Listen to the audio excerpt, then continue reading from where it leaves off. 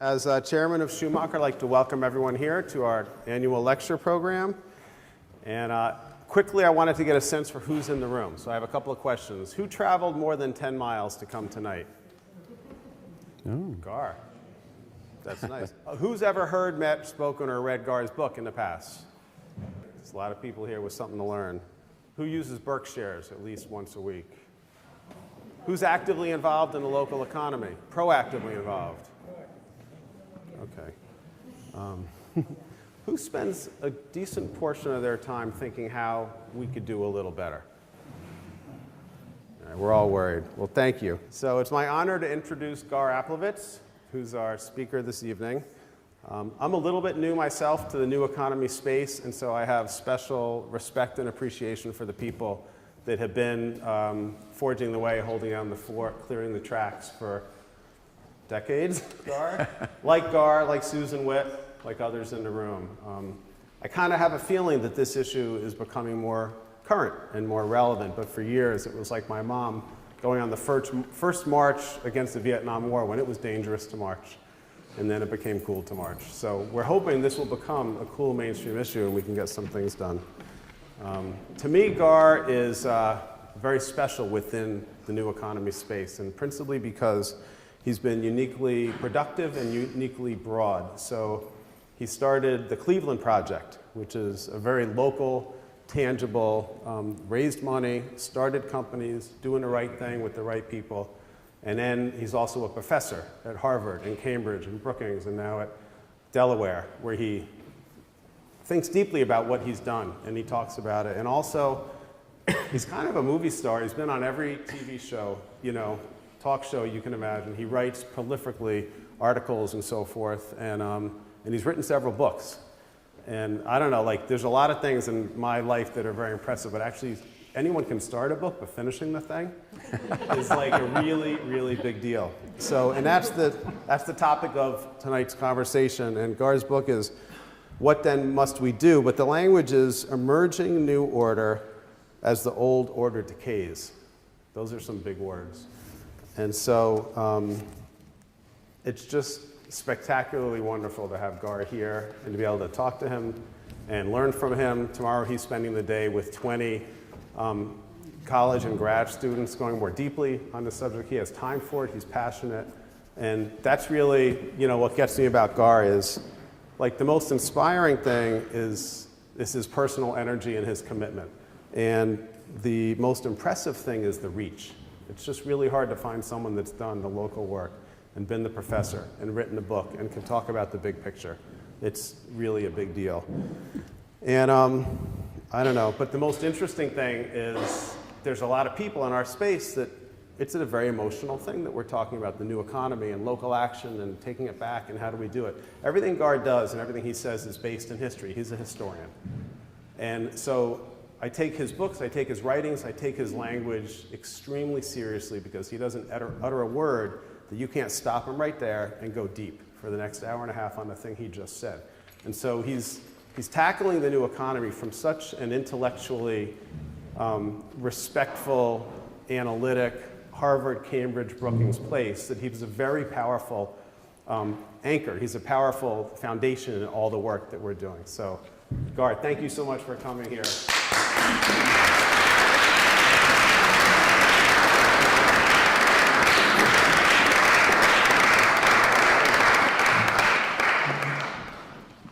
I probably should leave now because I can't live up to all that things Dan said. So thank you, Dan. Dan is wonderful. He's been participating in what we're going to talk about for a long time in a serious way. And I haven't finished a lot of books, Dan. I started some that I didn't finish. So, thank you for coming. I ask people at dinner, and as I usually do, they kind of look at me crazy when I do it. I say, well, what should I talk about? It's kind of 20 minutes before the talk. And what I really mean is, who are you in the matter? And who are we? What is it that people actually really are concerned about? What are they doing? What might they do? What might we do? That's really the question I'm asking. And so I hear good things about you, and I know this community is one of the leaders in the country in developing very spectacular new directions that change the framework of discussion, sometimes small, sometimes big, sometimes very big, if you think about planting seeds that grow to oak trees. This is a big, you guys live in a big town, really big deal. And a lot of it due to Susan Witt and Bob Swan and the early work of the Schumacher Institute and Berkshire's and the Land Trust and the CSA, things that are now common around the country, got started in a place like this. So in the things I want to talk to you about today, one way to think about it is, how else does historical change ever begin? It usually begins with a few people. Margaret Mead famously said, "Never despair about small groups. It's the only way anything ever starts." Think about the kids who sat down in the civil rights movement. So in what I'm talking about and why I think it's important in this particular community that has done that and is continuing to do that, from what I learned at dinner and I learned elsewhere, that's very important. But I don't want to let you off the hook. Since I'm in something that feels like a church, I get 2 minutes of sermon, or maybe 1 minute. One of the things I'd like you to think about is, what is it that you might possibly do as a result of hearing some guy give a lecture? Is there anything in it that I might take responsibility for? So I am talking to the person in your chair, and I'd like you to consider this not as a lecture, but as a question that you might ponder as to anything you might do that mattered as a result of coming, sitting, several people drove several miles. All right, so that's the beginning. I want to kind of talk to you about the difference between a political crisis and a systemic crisis, and why it's important to get that concept very clear. Most people, I don't think, realize that we are in the midst of a systemic crisis, the kind that cannot be changed easily by electing the next guy or gal, or electing the next politician or conservative or liberal or Republican, because it is anchored much more deeply in the foundational institutions of the entire society. And if you don't change those, however long it might take, you don't answer the problem. Now, that's a hard way to, that's a tough question, because people think, well, there's going to be a pendulum will swing, the problems in Washington will go away, or maybe we're in a difficult moment. We look back at the post-war boom, the civil, things do change. But I want to suggest to you that actually we are entering a period in our lifetimes when something much deeper is at work that has to be confronted first and thought about. Thinking is important in politics and changing order. And then thought about in terms of how might we proceed if we were serious about getting from here to there, and if we were practical about it. So I'm not going to give you a lot of statistics, but I ask you to bear with me just for about 2 minutes, because I've learned recently that some of these numbers begin to drill home the notion that there's something deeper at work that needs to be faced. So here, these are just some basic facts about what's going on in the last 30 or 40 or 50 years. No matter who's in office, you can elect Democrats and Republicans.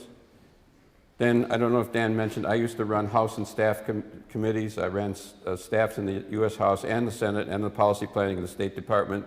Been there, done that in real politics. And I'm suggesting that by and large, though there are important things to do, that's not where the action is. And the way you can tell is by looking at trends. I'm not saying we shouldn't do that. I'm saying that's not the big question. So over 30, 40 years, even 50 years in this case, corporate income tax receipts, this is about the power of corporations, have declined from 32% of federal revenues in 1952 to 15% in 1972 to 10% in 2000, now to 9.9% in 2012, last data. Steady decline in what the taxes are.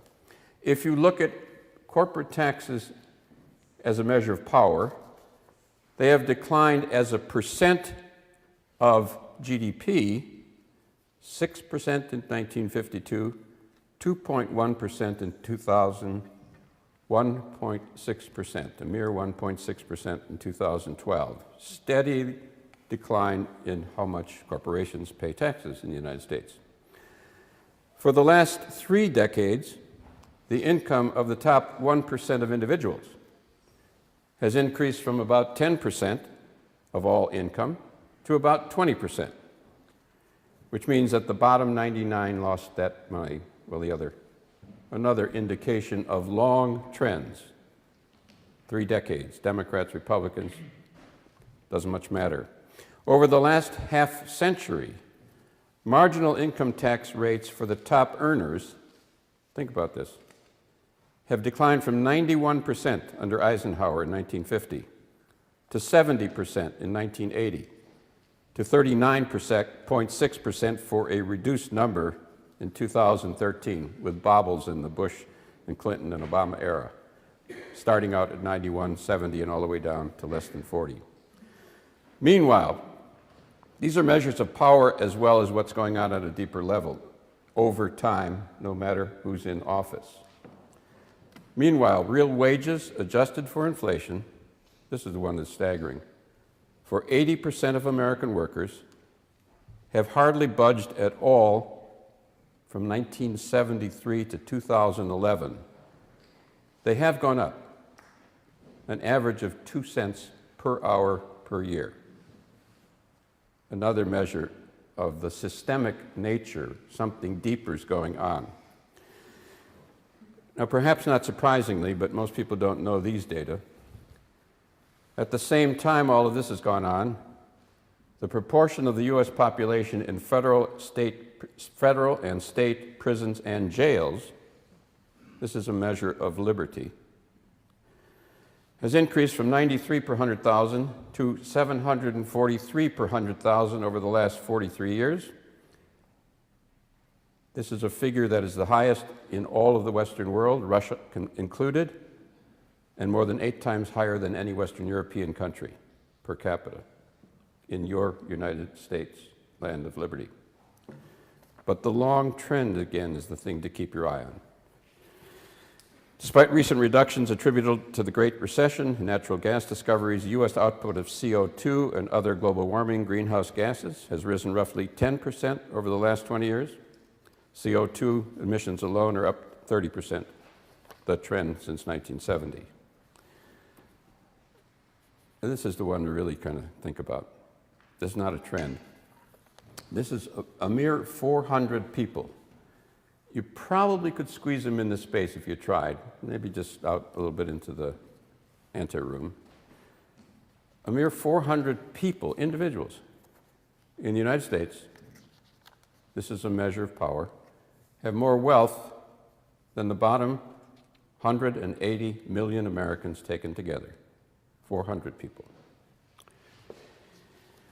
And this is to say nothing of recessions and stagnation. Recessions in 1948, 49, 53, 54, 57, 58, 60, 61, 69, 70, 73, 75, 80, 81, 82, 90, and 91, 2001, 2007 to 2009. So what I'd like you to think about, what is producing those numbers in the long trends must be more deeply rooted in power and institutional relationships than just who gets elected. And I work with congressmen and senators. Now, these are the last, I'm going to give you one more paragraph or so of data, and then I'll stop boring you with these numbers. This is about your country and mine. These are UN data and OECD data. The United States now ranks lowest or close to lowest amongst the advanced affluent nations in connection with inequality, 21 out of 21, that's we are, last place. Poverty, 21 out of 21. Life expectancy, 21 out of 21. Infant mortality, 21 out of 21. Mental health, 19 out of 21. Obesity, 18 out of 18. Public spending on social programs as a percentage of GDP, 19 out of 21. Maternity leave, 21 out of 21. Paid annual leave, 20 out of 20. Maternal well-being, 20 out of 21. We have also 17th out of 21 in performance in math, We are 21 out of 21 on environment. We are the highest school dropout rate, 14 out of 16, almost the highest. It's 14 out of 16. The second highest per capita carbon dioxide emissions, second out of 21. The third highest ecological footprint, third out of 20.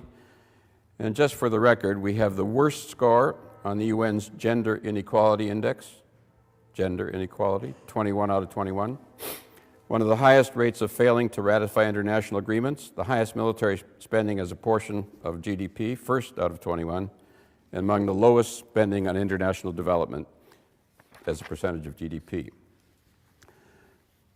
Those are pretty stark numbers. And they tell you that, as I said, that probably we need to probe much deeper into what is driving them and whether or not there's any way beyond the current elect the next guy. When you talk about systemic problems of this kind, and most scholars have pinned this down well and hard, I'll speak up. If you ask what is a system and what are the main characteristics that might produce these kinds of results, what defines a systemic crisis from a political crisis? Historically, the real basis of power has been wealth in one form or another. In the feudal era, it was land in places sort of that this is copied from, this building, and the lords and the king and the church who had the land had the political power. In communism or state socialism, the state had the wealth, and with it came political power.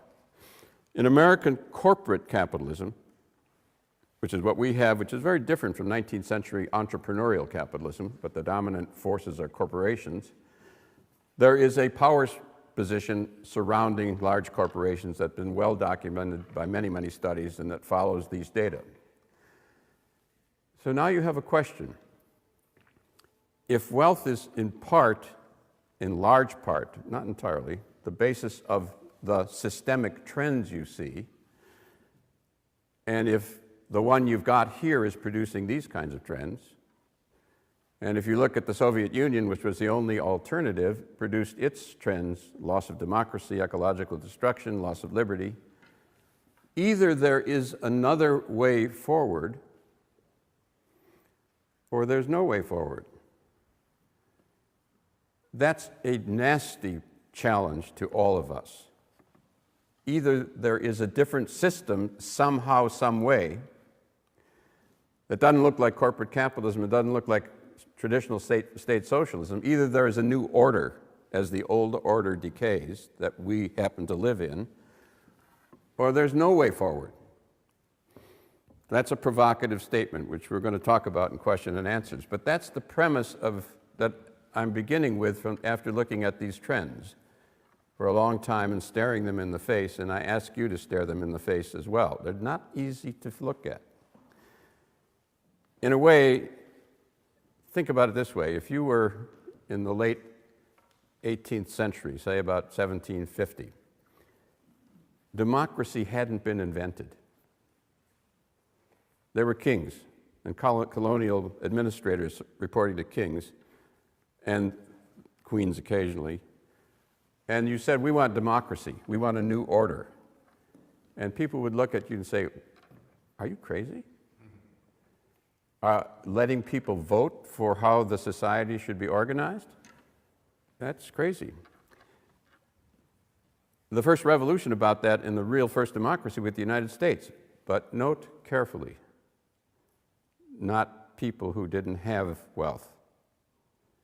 Only people who had property, and not women, and not blacks. 4%. That was the way in which democracy, that was called democracy. And it revolved primarily around property because women were seen as property, as were slaves. Property is a big deal because it gives power to do things. So you might take as a hypothesis about the next system and where we might want to go at some point, that probably it would require some way to democratize the ownership of wealth and property, or you probably couldn't alter the trends if we know anything about the way systems work. Maybe. And I want to talk a lot about that, but I want to do a little footnote to this problem for some of the progressives in the room. Any progressives in the room? remember, I come out of liberalism. I'm a Wisconsin liberal. I ran House and Senate staffs for Wisconsin liberals. Some of you remember Gaylord Nelson, the great environmental senator, the founder of Earth Day. I was his legislative director. Been there, done that, that's where I come from, Racine, Wisconsin. That was called liberalism. You like the past tense? The way in which the system we thought we could organize, and which I was intimately part of, and which most of us probably still participate in one form or another, ran, was we thought in the face of these kinds of power relationships, we could organize sufficient political power to constrain and regulate and tax the corporations and the wealth, and use it for social programs or to preserve the environment or to take care of poverty. That was the model. Elect the new guy or gal, and in some parts of the country that actually still works, to alter trend. Keep your eye on the ball, not to just get elected and not to just pass a program. Can you alter those trends, or doesn't it matter over time? That model worked temporarily, I would suggest to you as a historian, for 3 reasons, all 3 of which are gone. And we are back to the power relationships that either have to be looked at and then transcended, or we don't get anywhere. So let me tell you at least my interpretation of the power relationships. One of them was, I'm going to use a funny phrase, we happened to have a Great Depression, and we happened to have a conservative Republican in the presidency.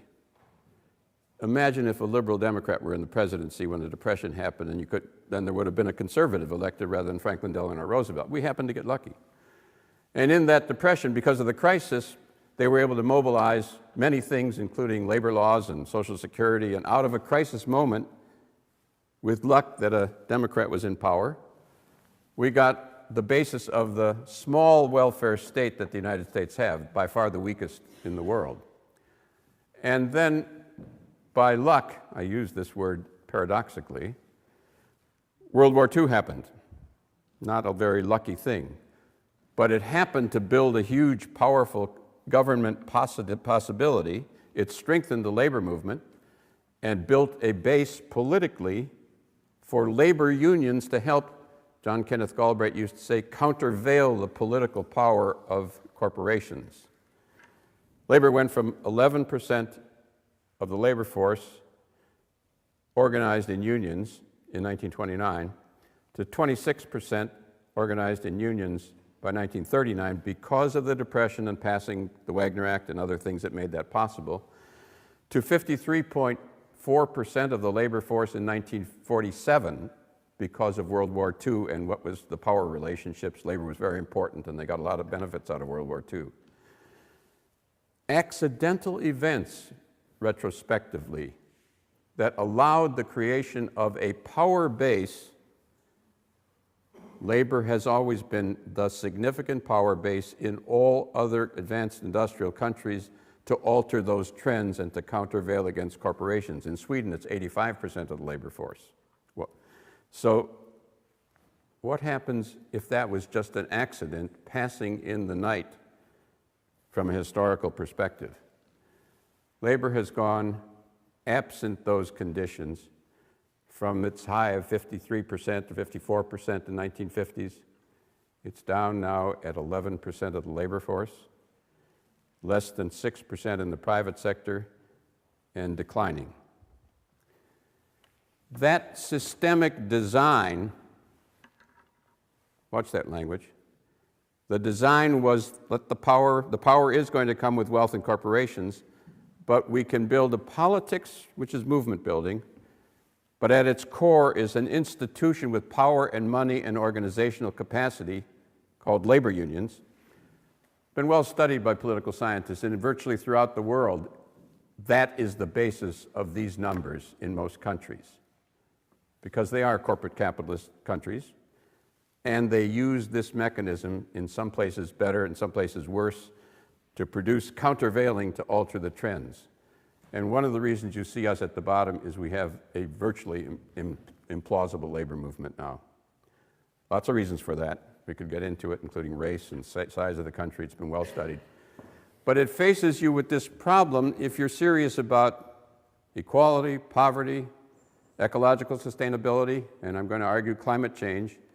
Either the power relationships built into those numbers and these facts change, or you can't move forward.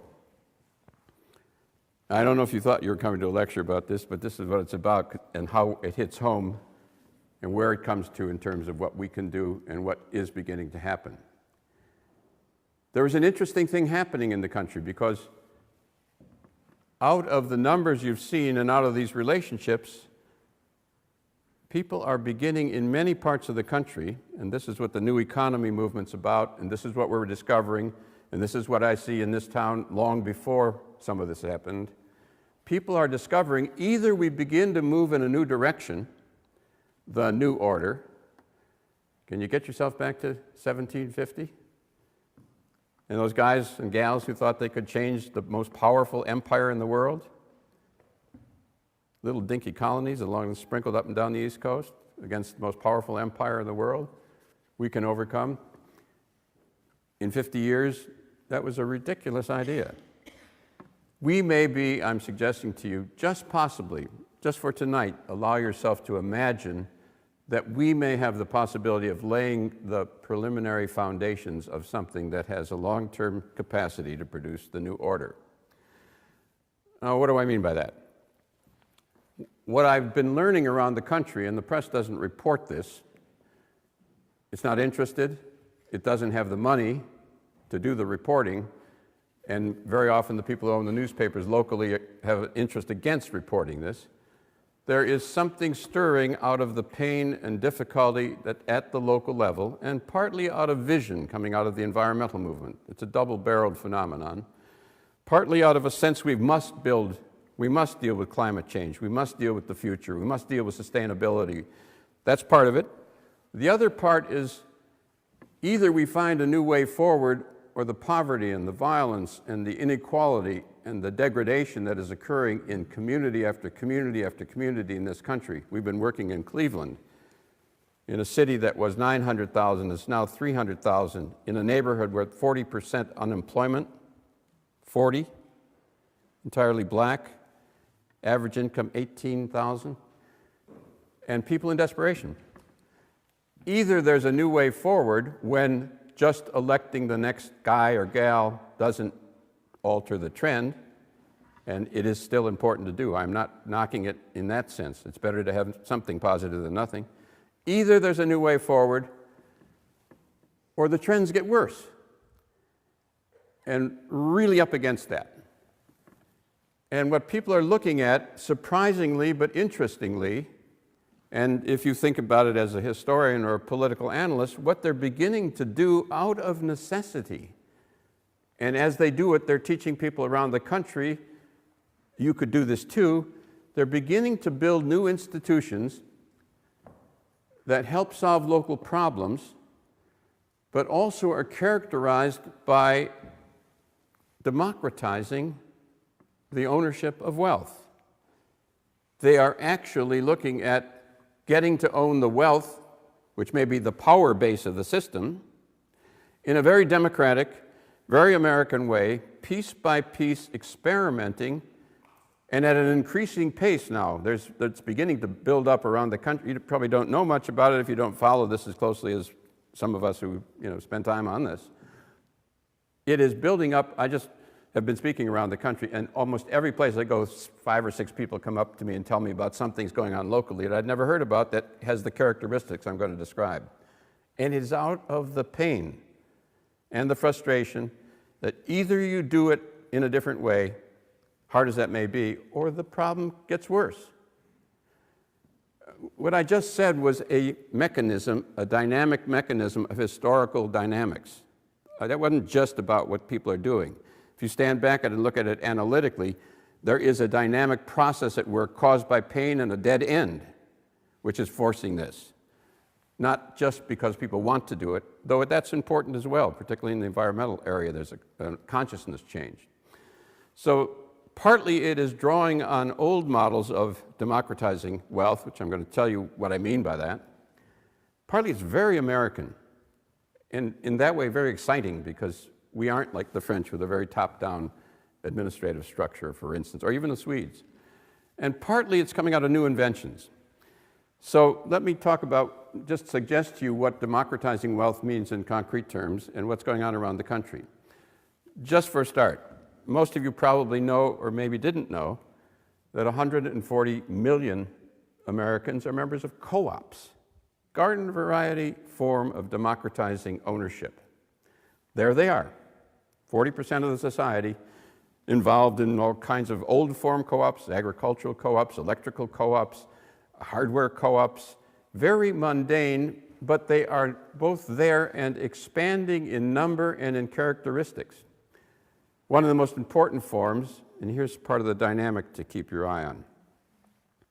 One of the most important forms is the garden variety credit union.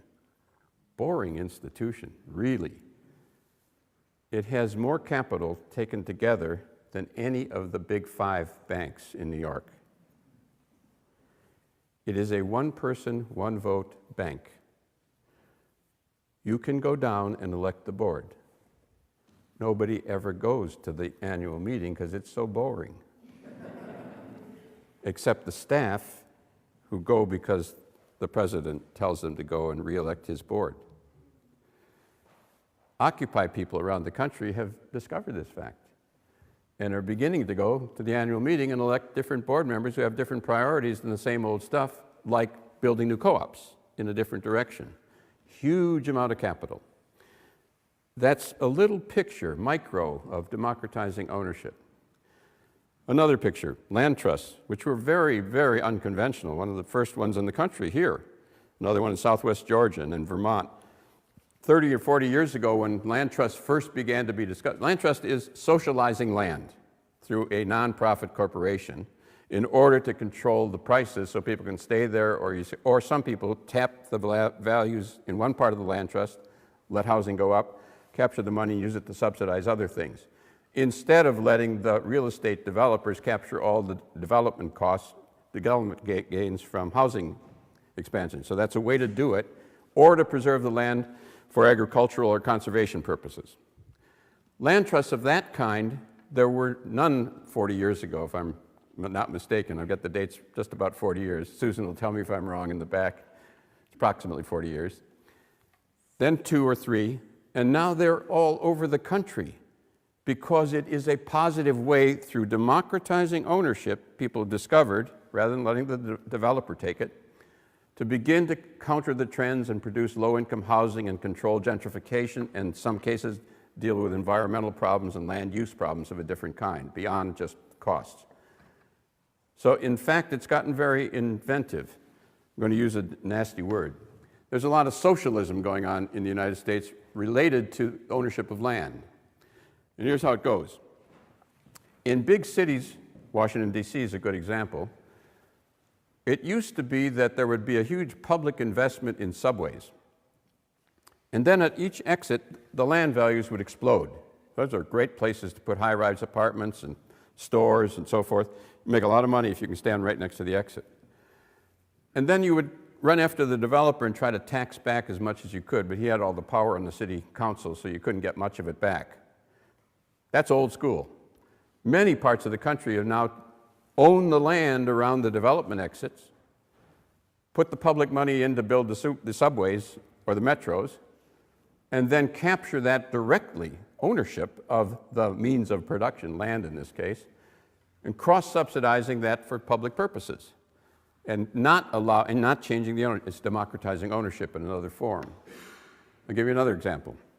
2,000 public utilities, city ownership, now exist in the United States. City socialism, much of it in the South. They have 25% of American electricity now is distributed by public authorities and co-ops. Different forms of ownership, grassroots forms. There are many, many, many community development corporations, 5,000 of them in the country. Neighborhood ownership, some of it business development, some of it ownership, some of it complex, some of it involving multi-million-dollar structures and hundreds of people owned in industries and businesses owned by the neighborhood nonprofit corporation, the profits of which get plowed back into services, directly capturing and democratizing ownership. And this is growing around the country and is not reported much. I'm not going to give you too many more of these, but I want to give you a sense of it. Social enterprises and B Corps are beginning to develop. How many know what a B Corps is? Okay, lots of you folks know. It's an attempt to set up a company which, when you buy into it, you know that they may distribute some of their profits for social purposes. And furthermore, they might, and this happened again, Ben and Jerry lost on this one, under corporate law, you are the board of directors is required and the executive officers under corporate law to take the highest bid if you're offered a buyout price. That's what happened to Ben and Jerry's, and they lost the company. A B Corp is set up legally at the outset going in, so that one, you don't have to do that if you have a higher social purpose, and you don't have to invest knowing that. And secondly, you can use some of your profits for social purposes. That's not full democratization. That's moving towards using wealth ownership for a public purpose or a social purpose, but not fully democratized. I can tell you a lot more going on at the local level, but it's exploding all over the country, and the main reason is necessity. It's being forced, either this or pain continues. So let that one sit there, because as the trends continue to deepen, that's part of the beginning, very importantly, democratic process. This is not Washington. This is local people finding new ways and building experience into their culture. And one of the things I've been learning about this town is there is a culture building up, not just the institutions, a set of ideas and a set of relationships out of which something else may come, because the paradigm begins to grow culturally as well as institutionally. There are also many things going on at the state level that are not reported. How many know about the State Bank of North Dakota? The State Bank, North Dakota, one of the most conservative states in the country, has had a socialist bank for 90 years. I've used the word socialist just to tweak you. It is a government-owned bank that makes money for the state and has been acting there with the successful support of small business, co-ops, farmers, et cetera, for 90 years. The important point is it's been rediscovered. There are 20 states now looking at legislation to set up public banks, like the Bank of North Dakota. Many cities are looking at the fact they have huge tax revenues and they have to put it somewhere. Instead of putting it in the Wall Street banks or their branches, put it in a local bank or a credit union, or a new city bank is being looked at in several cities. Again, the thing to keep your eye on, these all are forms at the local level of experimentation with democratizing ownership, and at the state level.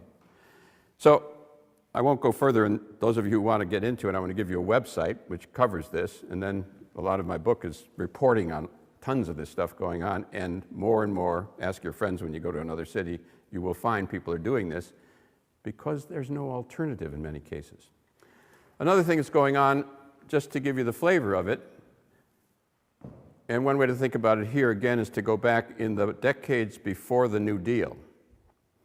In the decades before the New Deal, in the, quote, state and local laboratories of democracy, that was the language, people were developing things in states when the right time occurred, became the principles upon which national legislation occurred. A good deal of the New Deal was based on stuff that was done in my home state of Wisconsin. Labor laws, minimum wages, what looks like Social Security or public pensions. All that was experimented with at the state and local level. So if you think I'm suggesting to you that these little things I'm talking about may have ramifications if the pain levels continue and if there are no alternatives and the trends continue, it's exactly what I'm suggesting to you, the possibility that we are seeing new forms of development that don't look like the old forms and begin to democratize wealth, but also begin to build a political power base around a different paradigm. And that too is happening as we go forward. That's a bit of the vision that I want to suggest to you is happening at that level.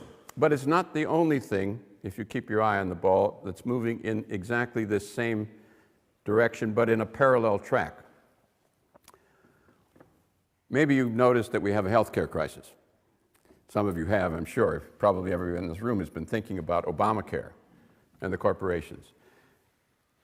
Under the current structure of ownership and control in the healthcare industry, mostly the private insurance companies, to a substantial degree hospital monopolization in many cities, and the drug companies, the United States now spends roughly 2 times the percentage of GDP on healthcare of any advanced nations, twice as much as a share of the economy. And our outcomes are at the bottom of the list. I just read you some of the data. Staggering. No business would allow that to happen. You know, here's what the numbers really mean. Twice as much as a share of GDP as any of the other advanced nations, roughly. If we were to do what the Canadians or the Swedes or the French or most countries by and large do and cut it in half, it's $1 trillion of waste a year. $1 trillion. We don't know what that means. It's a $16 to $17 trillion economy. That's a lot of money being thrown down the sewer in a system that is the worst producer of health outcomes in the advanced world. Well, Obamacare is beginning in the direction of trying to move in that. But what's happening in several states is that the next step as the problems occur is, will Obamacare lead, not nationally, but state by state by state, over time as the pain grows and the costs grow, towards something like single payer. Now, single payer, I don't like that term. That's the common term. Medicare is a single payer insurance company. Medicare is a public insurance company. That's what it is, all it is. A publicly owned insurance company called Medicare. That's what single payer is as well. But in many states, Vermont is going to do it next year, they're moving from Obamacare towards single payer. That's the clear direction. And another thing that's happening in many parts of the country is health co-ops are being set up to compete with insurance companies. Another form of democratic ownership coming out of not just ideas, but the pressure that's building up to do something intelligent and cost-effective, piece by piece by piece. Stand back with me.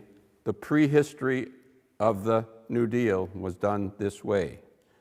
It doesn't mean inevitably we're shifting towards a society in which we're democratizing in a very decentralized way, but maybe so if the trends continue.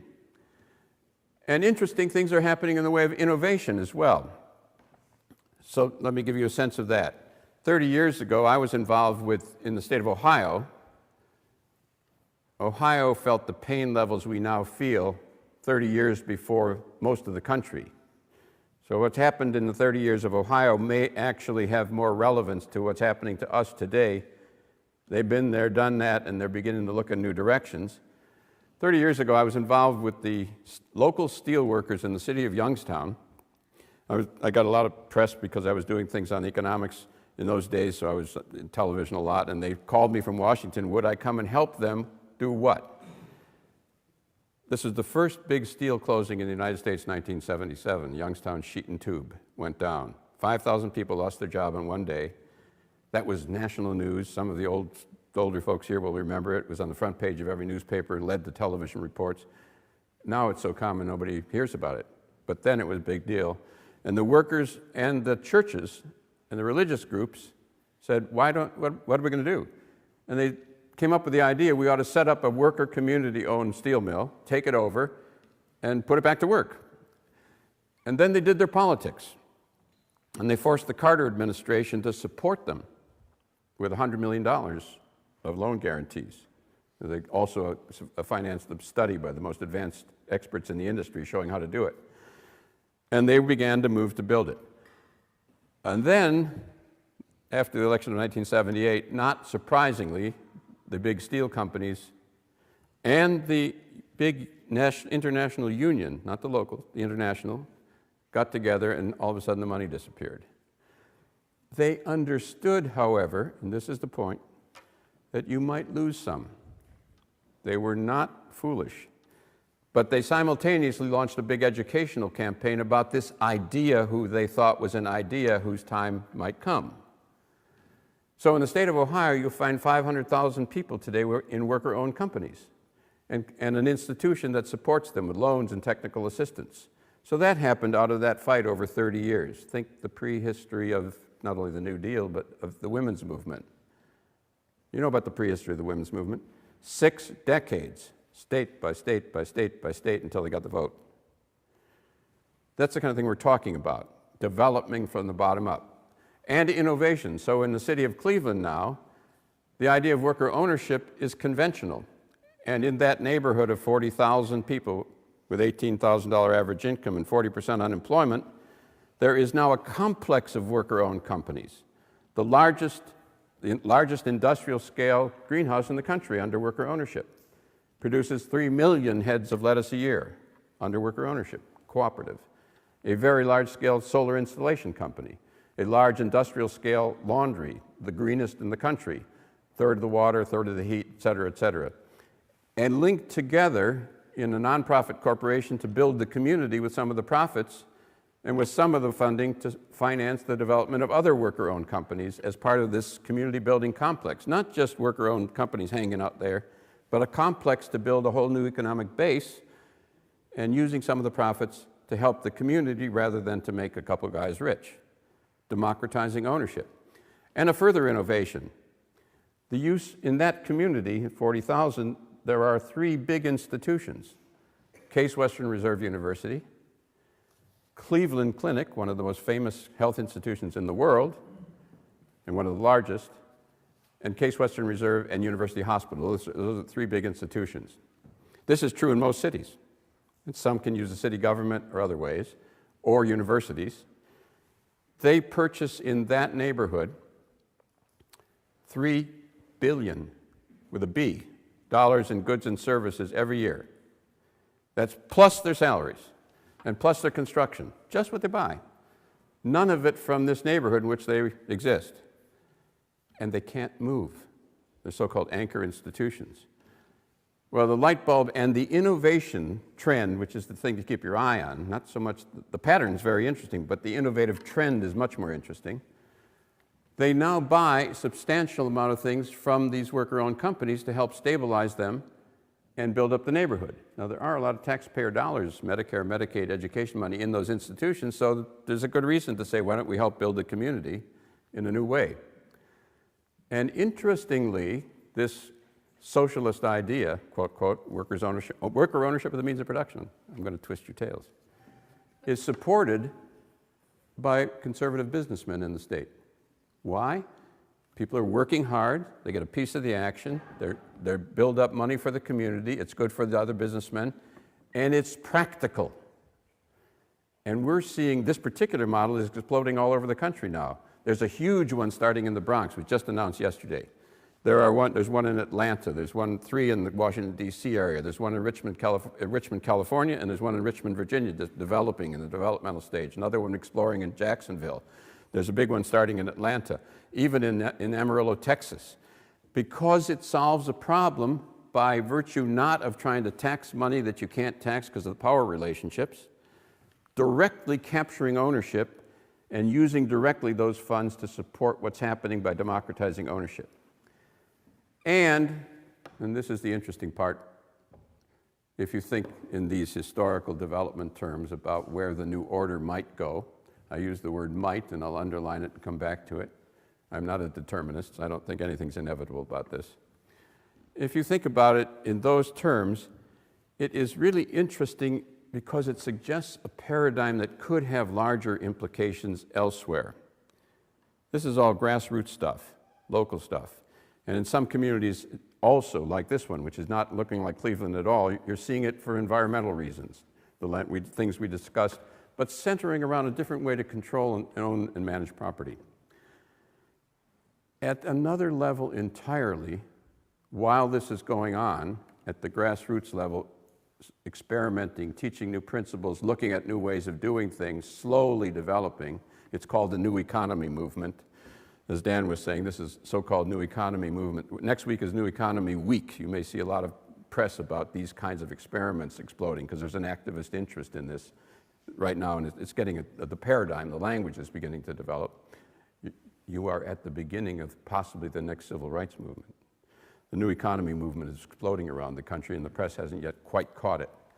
At another level entirely, there are these problems going on in the healthcare industry which are not localized, but big pieces of the economy moving in ways that probably can only be solved by democratization. I mentioned health. The other obvious one in this area is banking.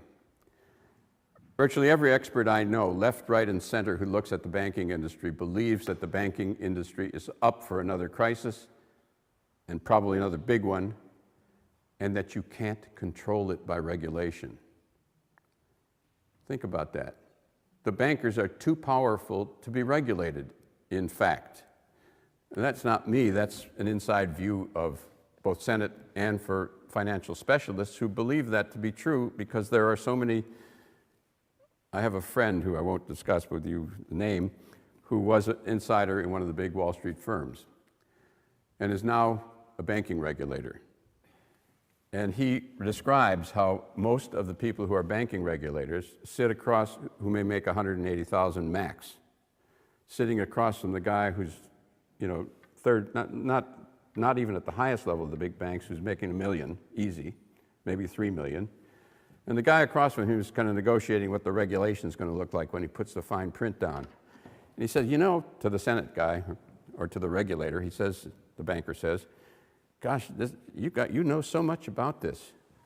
Maybe at some point we ought to drink and have a drink. Maybe at some point you'd like to come work for us. Gosh, you know so much. The pressure, looking at those big numbers, quite apart from how complex it is, even when there's integrity, you probably can't regulate the big banks. Now, the current nostrum is, we'll break them up. They're too big to fail. Now, I'm for that.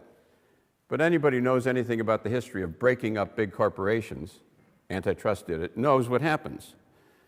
AT&T and Standard Oil are the classic examples. You break them up, then the big fish eat the little fish, and you're back at the same place in another decade or two, because the process of mergering and agglomeration is so powerful that they are back where they were. So breaking up doesn't work.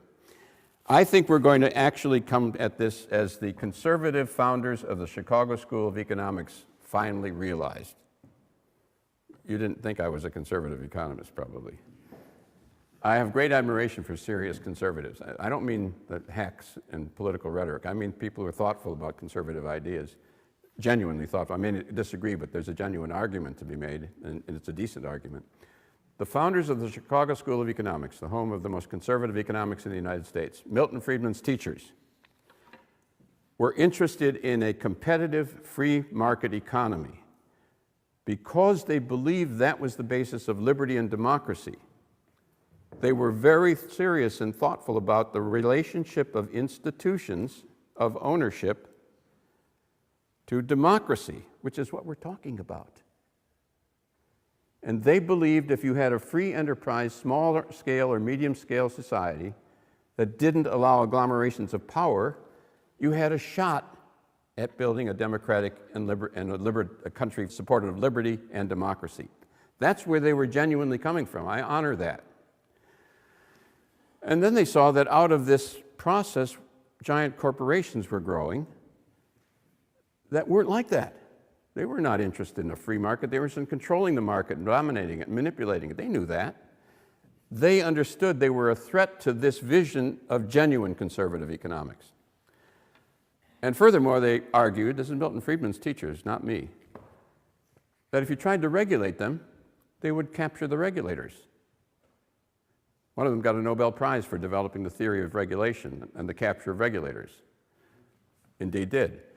Now, if you broke them up, they also saw they would regroup. This is conservative economics. And their answer was the only answer ultimately is going to be nationalize them. What? Because it's the only way to preserve a free market. They were at least willing to think institutionally in terms of power, and their argument, I think, will come to fruition at some point down the line with the big banks, because I don't think you can regulate them, and I don't think you can break them up in a way that will stay, and there will be more banking crises, and even the Tea Party hates them more than the left. And at some point, the logic is probably some of them get turned into public utilities down the line. 40% of banking in the world is already public. It's not very unusual to have public banks, and they're the ones that don't go under. So we may see that. Now I'm going to give you one last stretch in this direction down the line, because there's a bigger issue at stake here in this larger argument. One of the real problems that can't be regulated has to do with growth and climate change. Now, I am strongly in favor of the local efforts that are going on to green the economy, to deal with carbon emissions, to deal with the difficulties that are producing global warming. But we all know that there are large questions involved in terms of some of the big corporations, and particularly the oil companies. And if you can't regulate them, at some point, they will have to be public if you want to solve the problem. I think that's down the line. I think that's inevitably, that's the question. We may not be able to do that, but I don't think you conduct the logic of that at some of those levels. Now, by the way, you did notice that we did, by the way, nationalize General Motors, Chrysler, AIG, the biggest. You can nationalize companies in the United States when crises occur, and we may see that down the line as well for purposes of this kind. There's another question about global warming, which I want you to kind of, I want to ask you to kind of look at this one in the face, because think of Cleveland, think of Detroit, which lost 1 million people. Think of many, many cities like that. Corporations left Cleveland, they left Detroit, and moved to someplace else. Very common in the United States. Not so common in many countries. What that means is, when you go from 900,000 to 300,000 people, or from 3 million to 1 million, what that means is the houses, the roads, the schools, the hospitals, everything in the city, 2/3 of it is wasted at huge capital cost, at huge carbon costs. And then where all those people had to go someplace, because the corporations moved, the jobs moved. Then you had to build all that up again at huge carbon capital costs as well. And the carbon impact is the one I think people need to look at. So if you want to deal with global warming, you're going to have to deal with that thing out there called the large corporation at some point. We may not be able to do that. But the logic of what I'm suggesting to you is there may at some point, as the pain deepens and as necessity forces, and as people, partly out of pain and partly out of a vision of a better society, out of climate change, out of environmental concerns, beginning to realize that either we probe much deeper to the institutional and systemic basis of the old order, or we lose, because the trends are going the way I suggested. And the power that used to be able to reverse them, in significant part based on an institution called labor, is gone. The mayor of Cleveland, Ohio, looks very good politically. Why? Because he's got a new institutional power base of the kind I was describing.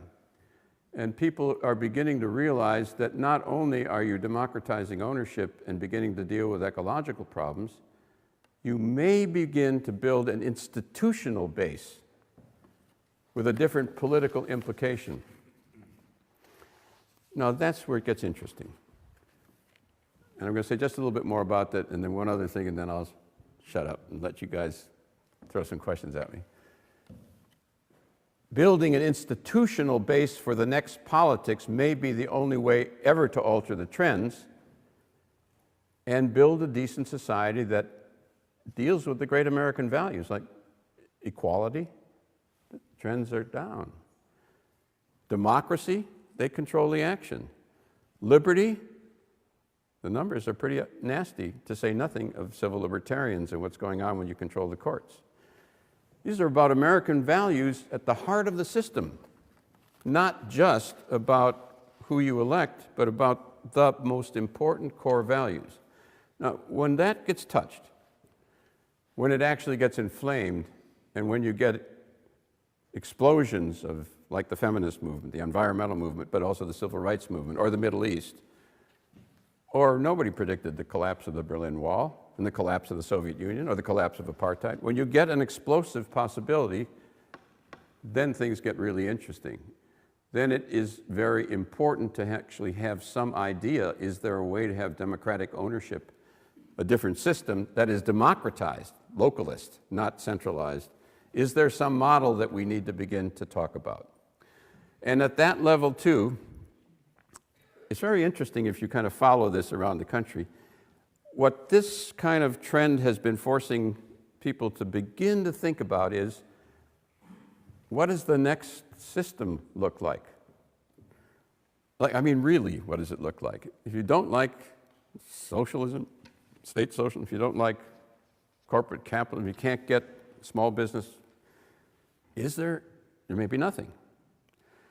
There's, if some we can talk about later if you want, there's a couple projects going on, big scholars like the president of the Political Science Association, the president of the Sociology Association, the president of the Academy of Management, people beginning to say, what does it look like? Can we begin to use intelligence to begin to think through how do we meet the institutional structure of a different way forward that builds on some of what we're learning as the old order collapses, that's underway too at the level of ideas. That may be more important than much of this, because partly what people who think about the future lack is a sense that there might be a different possibility.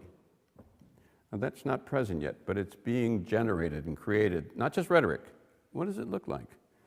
How does that work? It's like, go back to the 1750s.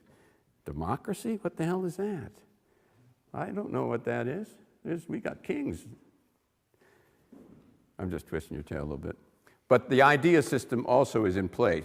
And people like us, I am again talking to the person in your seat, it is people like us who either begin to connect with this set of questions and struggle with it and chew on it and look to what you can do experimentally, locally, and maybe begin to talk about where we might go big time and open that up.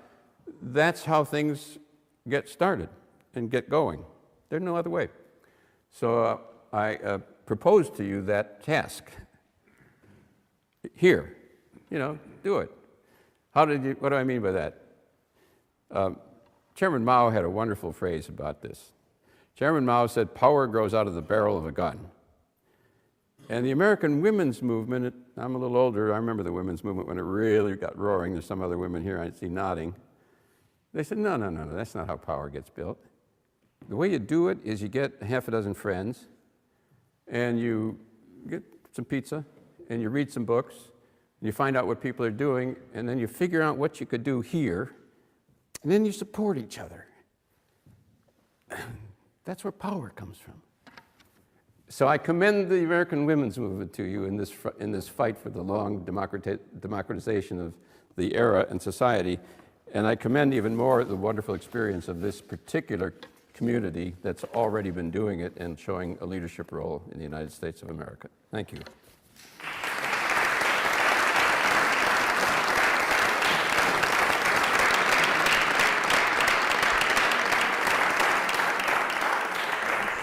Welcome to Great Barrington. Thank you. I'm delighted to be here. And I would say that I am much less of a progressive and much more of a radical revolutionary. Hear, hear, and will hear, be hear. one of those 5 people that come up and tell you some of the cool-ass magic we're creating here. Uh-huh.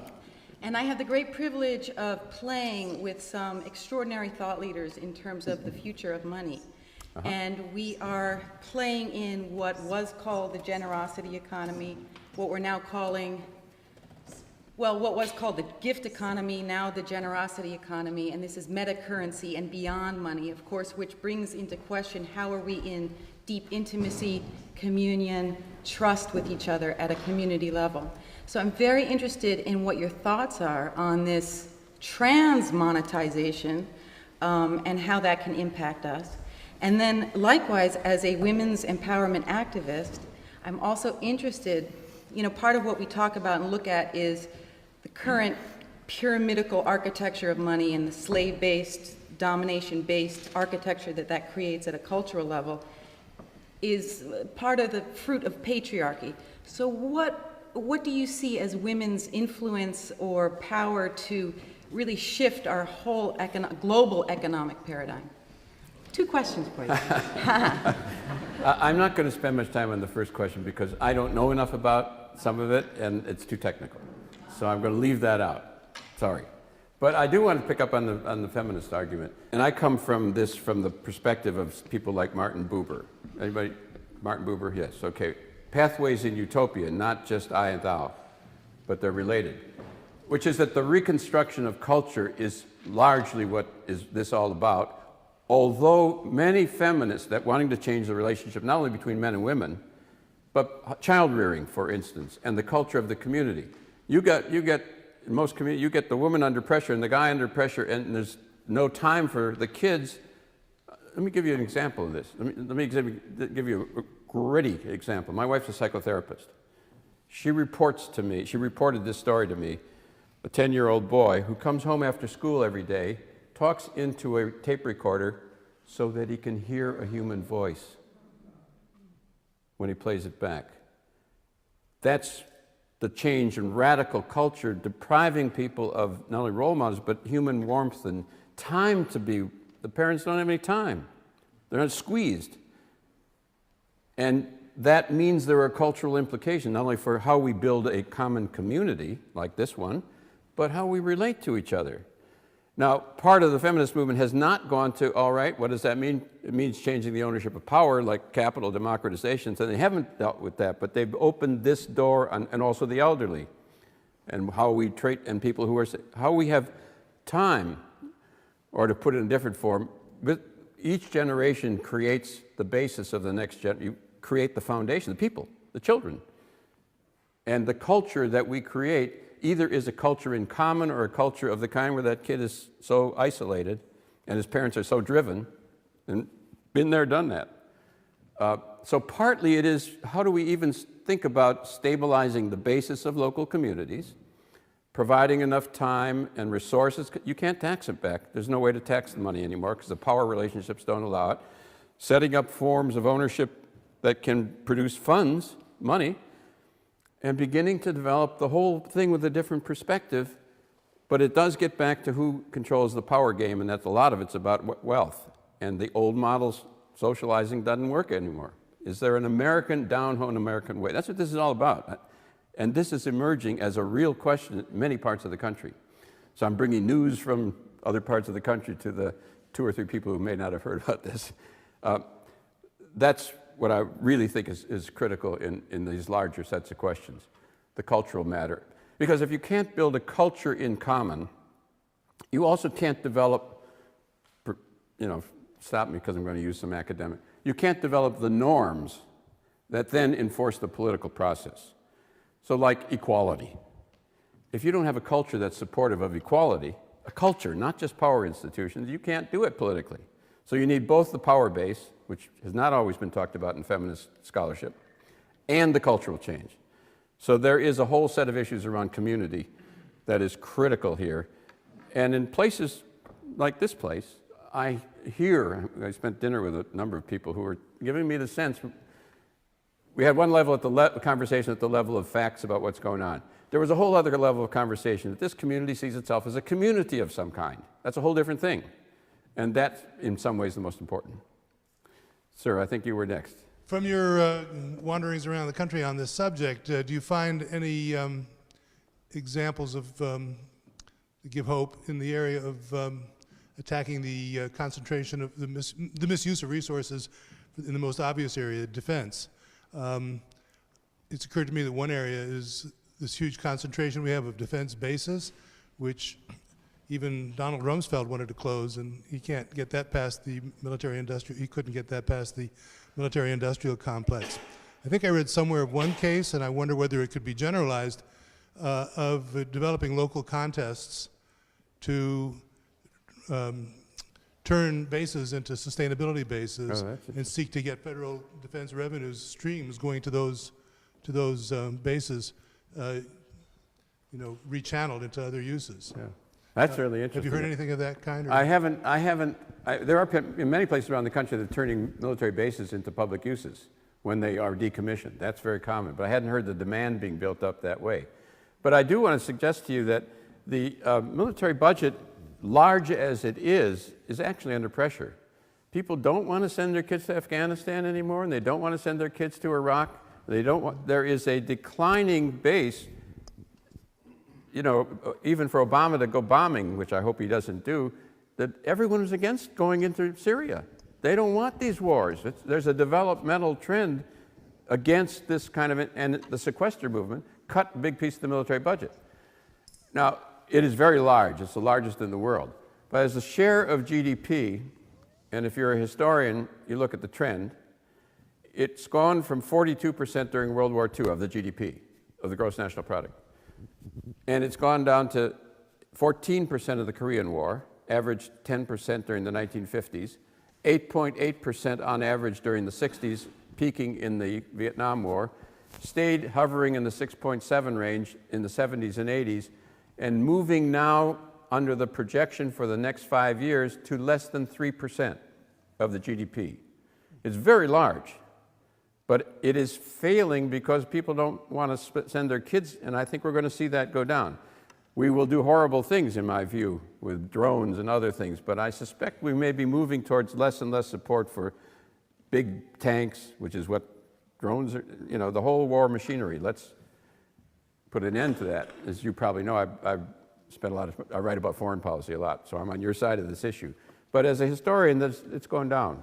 That doesn't mean it's down. That means there's a lot of work to do, but there is some hope in that. Ma'am. The institution I want to talk about was agriculture. Yes. In this room are many of us who are young farmers who are struggling with democratizing access to land and the control of that land as a sustaining foundational base for a new economy. I wonder if you could reflect on some of the characteristics of the new strategies and solutions that we might look towards for inspiration on that front.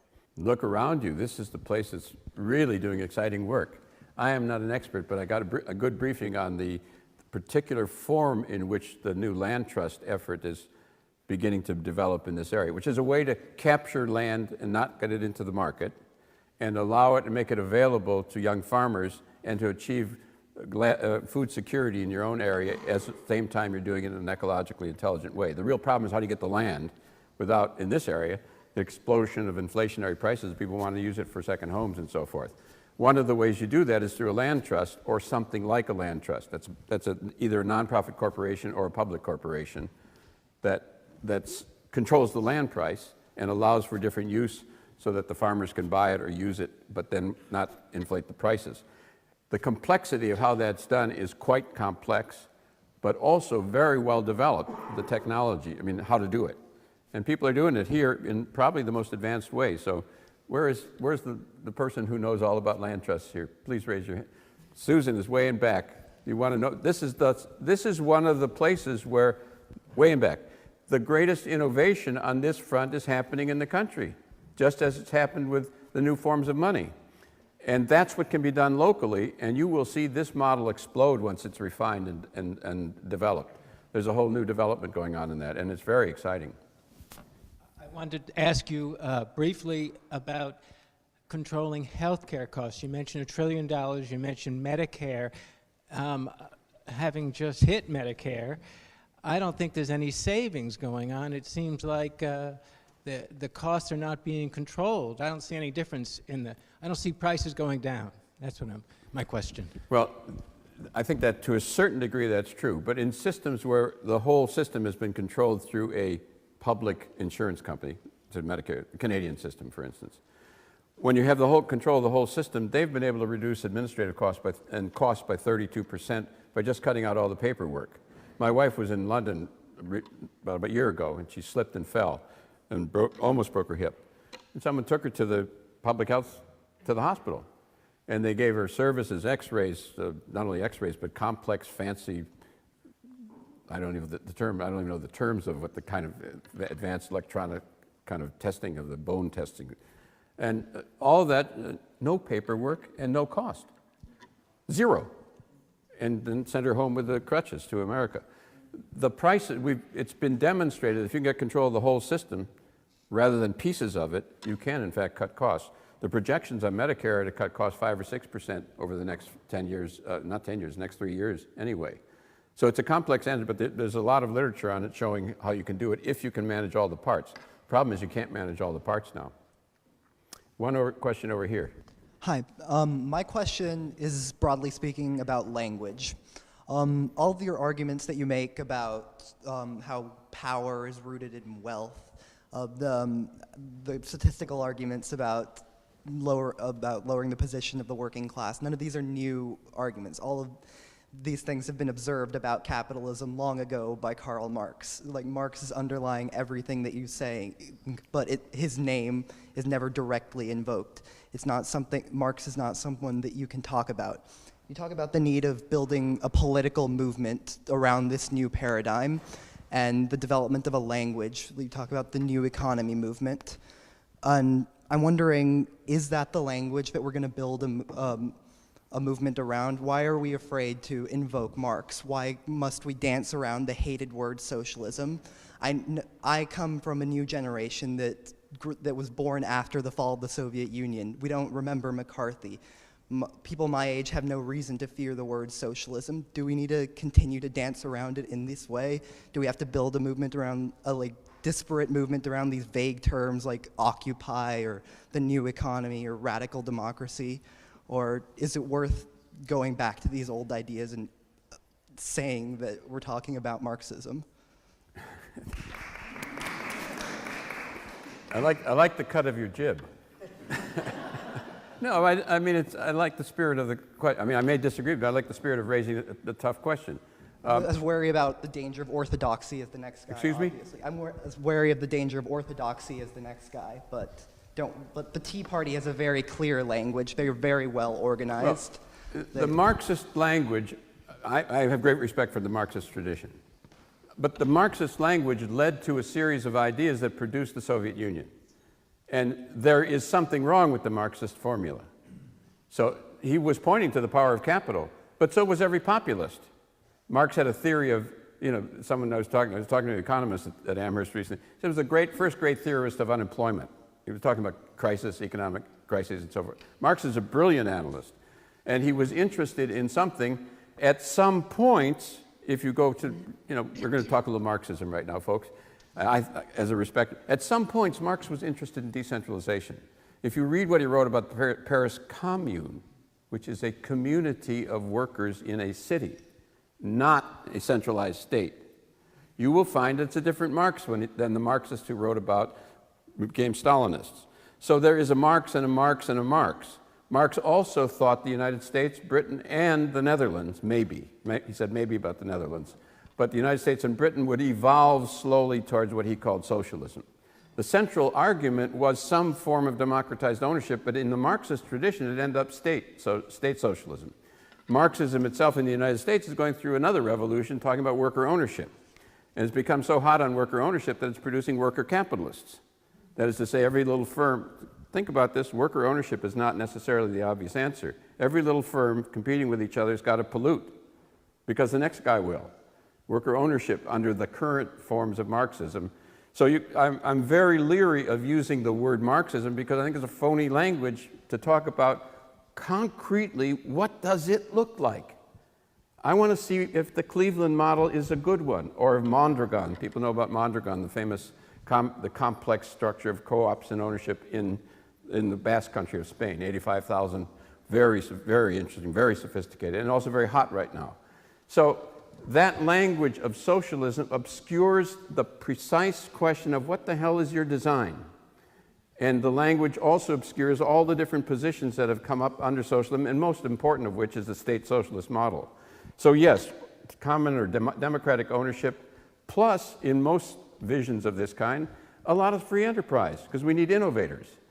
So I'm away from that language for that reason. I think it obscures more than it takes, even though I respect the Marxist tradition. I think there's a lot of interesting stuff that most people simply haven't paid attention to in the Marxist tradition. And finally, to affirm exactly what he said about the new generation, because you all know this, he's right. The latest poll data on people under 30 shows a slightly greater preference for the word socialism than the word capitalism. 3 polls lately. So he's absolutely right in terms of the language. But I think it's obscurative language. It gets fuzzy. It doesn't allow you to talk, okay, what does it mean here in this community? And do we really want that model or not? That's my objection to it. But thanks for the question. I agree with it. That's the end. Thank you.